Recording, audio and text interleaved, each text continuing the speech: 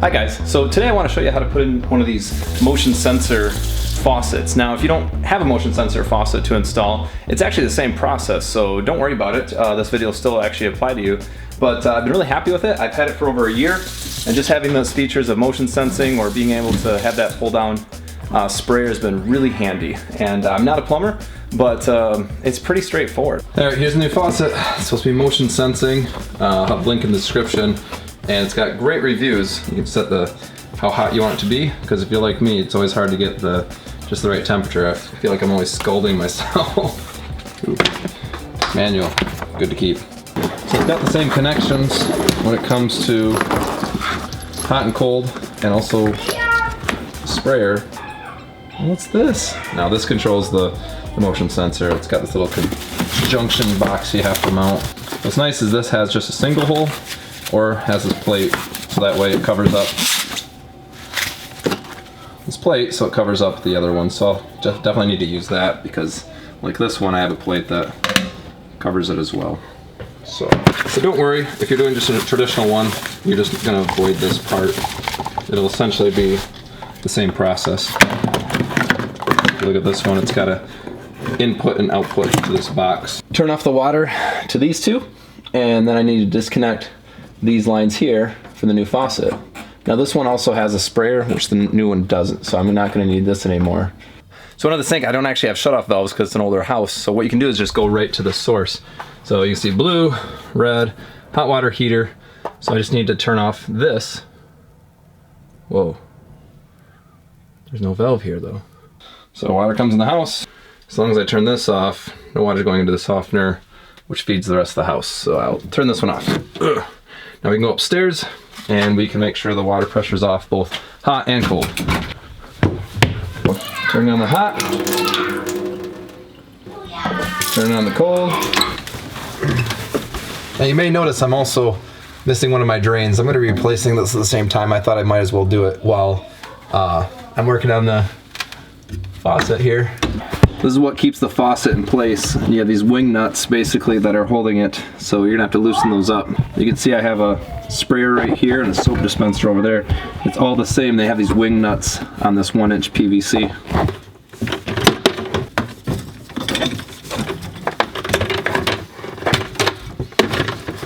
There. Some hot water and cold water are released. So is the sprayer nozzle. So these three right here can get pulled up now. I just have to loosen up those nuts that are holding the faucet down. And it's nice to see that these are kind of standard size, so I should be able to go right onto that same fitting. That's something you always want to check. Make sure it's the same fittings, that way you know you won't be out without a faucet and running to the hardware store again. Watch for falling debris. If this looks dirty and uncomfortable, it's because it is. Feel free to hire somebody.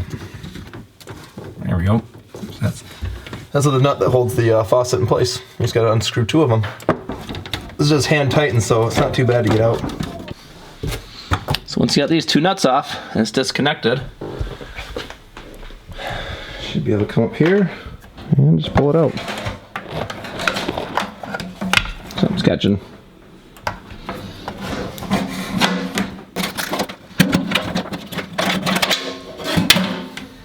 There. Clean that up before we put the next one in.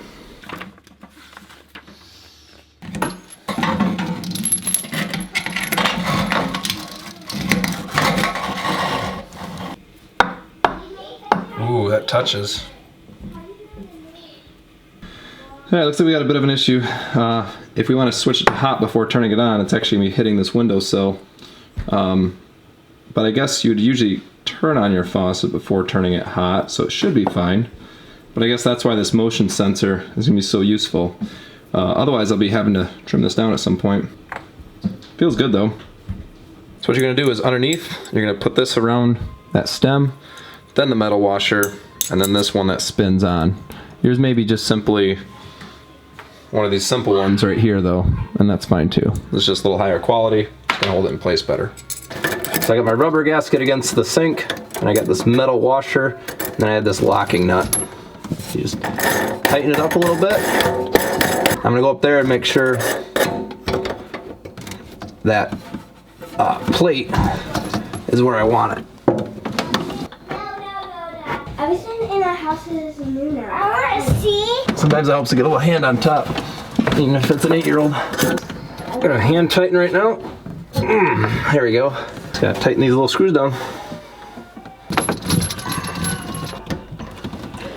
There. Yep, feels really tight now. So the only give it should have is the give of the metal actually flexing. If you have like a granite countertop, this thing should feel pretty solid. So if you don't have one of these control units, just skip this part because you won't have to put it input or output. Just get your first screw in there. That way you can just set it on there. You can get the other holes lined up pretty easy. There we go. 3 screws seem like a little much, but they give it to you, so let's put it in. There. Now we just make all the connections. It just snaps on no problem. Our spray nozzle. Just push it up. Nice and easy peasy. You want this to be real loose because that's going to be able to, that's your hose. Alright, and this one you got to be careful with. It goes in a certain way. Here we go. So you just snap on this weight right here. That way the hose wants to go down. And then we got this battery pack to set in here. Time to hook up the cold and hot water. So on the left is the cold. I went in the basement and checked just to make sure. Yeah. Hey, it's kind of dirty in here. You want to back up? Yeah. Yeah. Whoa, you're my dog. Did I make a mess in here? Yeah. Yes, I did. I gave it a kiss. Don't kiss my camera.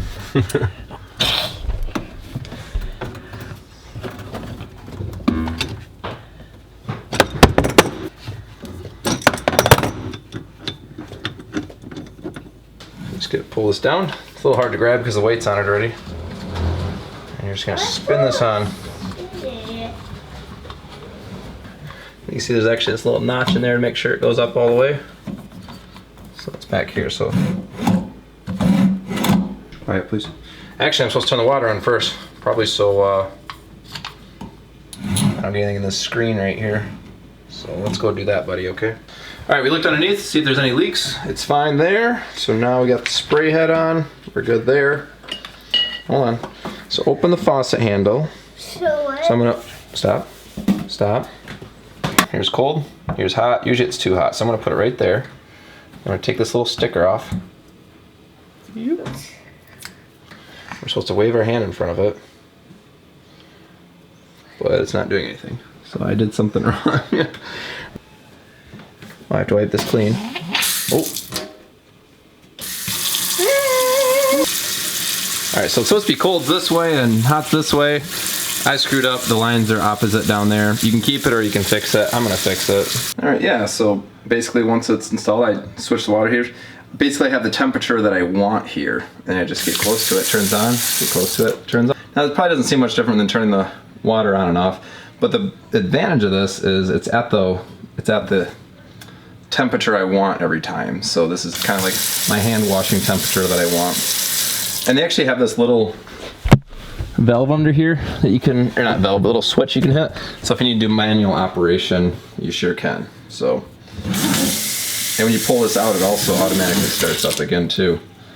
All right, and that's about it for putting in a faucet. As you can see, it's pretty straightforward. I'd say go for it. I don't think you really need a plumber for something like this. It's not like you're gonna cover it up in a wall.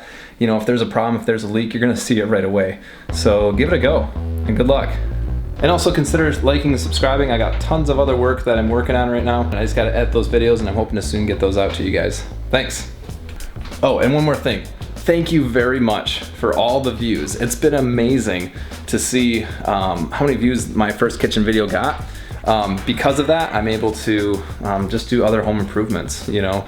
the kitchen videos help pay for the bathroom upstairs, and I hope that helps pay for something else. It's been awesome. And I keep it real. Like, I put all those little mistakes in there so that way you can see some of the things you might encounter with your project. Thanks.